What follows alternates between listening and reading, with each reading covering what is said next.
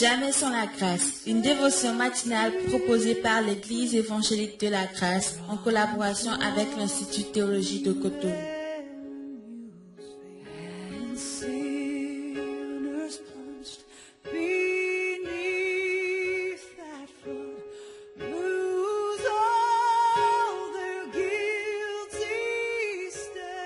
Chers amis auditeurs, bonjour et merci d'être fidèles dans votre émission qui, j'espère, durant toute cette semaine vous a encouragé, vous a édifié concernant les épreuves, les difficultés que nous avons de la vie. Aujourd'hui, nous allons terminer notre série, nous allons parler de l'expérience du bien et du bon dans l'épreuve. Alors Seigneur, je te prie de bénir tous nos auditeurs partout où ils sont, Seigneur. Amen. Encore une fois, nous sommes appelés à marcher par la foi et il n'y a pas d'autre possibilité. Alors, permettez-moi de vous donner 2-3 exemples de gens qui, au milieu de l'épreuve, ont expérimenté des choses extraordinaires et ils n'auraient jamais imaginé, quand l'épreuve a commencé, que cela allait produire une expérience surnaturelle. Dans Job 42, verset 5, et nous connaissons, n'est-ce pas, l'histoire de Job, le malheur s'est abattu sur sa vie. On ne sait pas combien de temps ça a duré. Il était proche de mourir.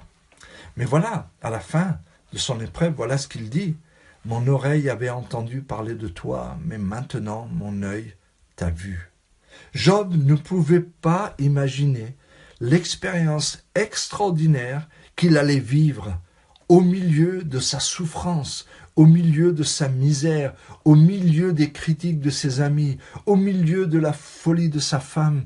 Mais voilà l'expérience que Job a faite. La conclusion de tout ça, c'est « Avant, mon oreille a entendu parler de toi. Mais tu voulais me faire vivre autre chose que ça. » Dieu ne peut pas se contenter de ce qu'on a aujourd'hui. Il veut que nous ayons davantage. Il veut qu'on l'expérimente davantage. Et malheureusement, ça ne regarde que Dieu et je n'ai pas énormément de compréhension là-dessus et je n'ai pas trop d'explications. Mais il semble que la souffrance soit le vecteur, en tout cas le canal pour nous amener d'une expérience avec Dieu à une découverte extraordinaire qu'on n'aurait jamais pu faire sans cela. Vous imaginez? Il a vu Dieu. Comment il l'a vu? Je ne sais pas exactement, mais je sais juste une chose, c'est que son expérience l'a élevé à un niveau de spiritualité et d'expérience avec Dieu qu'il n'a jamais eu auparavant. Et ça, c'est extraordinaire. Et vous savez quoi? Plus tard, lorsqu'on parlait à Job et qu'on lui disait « Alors Job, et tout ce temps de souffrance et de difficulté ?» Je suis persuadé que la réponse qu'il aimait donner, c'était « Vous savez quoi? Je ne retiens rien de tout ça. La seule chose que je retiens, c'est qu'avant, mon oreille avait entendu parler de Dieu. Je le connaissais d'une certaine façon. Mais après ça, mon œil l'a vu. Mon œil a vu Dieu et ma vie n'a jamais été la même. Je ne parle même pas des choses matérielles, je ne parle même pas de ces choses-là, je parle de ma relation avec le Seigneur. Dans Acte 7, verset 55, nous avons un homme qui est le premier martyr de l'Église, Étienne. Il est dit au verset 55 de Acte 7, « Mais Étienne, rempli du Saint-Esprit et fixant les regards vers le ciel, il vit la gloire de Dieu et Jésus debout à la droite de Dieu. » Jésus n'est pas assis, Jésus est debout parce qu'il veut l'accueillir lui-même lorsqu'il va être lapidé et qu'il va mourir. Étienne n'aurait jamais vu le ciel ouvert et le Fils de Dieu debout pour l'accueillir s'il avait eu une autre attitude que celle de la foi. Job a eu une attitude de foi, Étienne a eu une attitude de foi et ils ont vu du bon et du bien sortir de ce tas de fumier, de ce tas d'ordures. Il est sorti quelque chose d'extraordinaire. Lorsque vous pensez au jeune homme hébreu de Daniel chapitre 3, qu'est-ce qu'ils ont fait? Ils ont eux aussi adopté une attitude de foi et cela leur a réussi. Pourquoi? Ils ont fait une expérience extraordinaire. D'abord, ils n'ont pas été brûlés par le feu, mais ce n'était pas la chose la plus extraordinaire. C'est que Jésus était là avec eux et il marchait avec eux dans le feu. Je ne sais pas quel type de promenade ils ont eu, je ne sais pas quel type de discussion ils ont eu, mais c'était quelque chose de phénoménal qu'ils n'auraient jamais pu avoir en se cachant derrière un arbre, en n'exposant pas leur foi.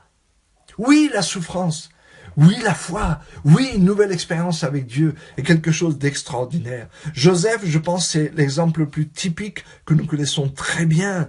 Dans Genèse 50, verset 1, il termine toute son expérience de souffrance et d'élévation ensuite. Il résume ça en disant à ses frères, « Vous avez médité de me faire le mal, mais Dieu l'a transformé en bien pour vous sauver. » Le mal, oui. La souffrance, oui. Les épreuves, oui. Elles ne manqueront jamais.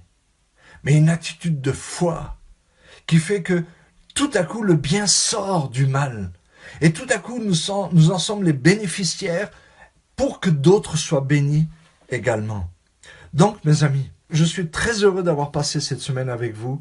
J'espère, dans les quelques mots que je vous ai partagés, j'espère avoir été une source d'encouragement pour vous.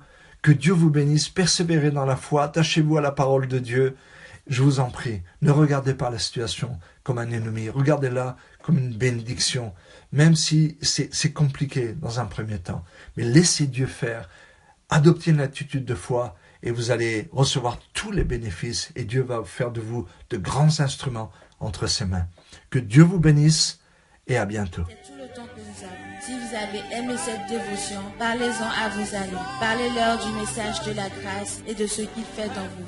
Pour un sujet de prière, une question ou plus d'informations, contactez-nous. Téléphone 64 88 35 87 ou 96 42 69 05 ou par WhatsApp au 94 75 80 20.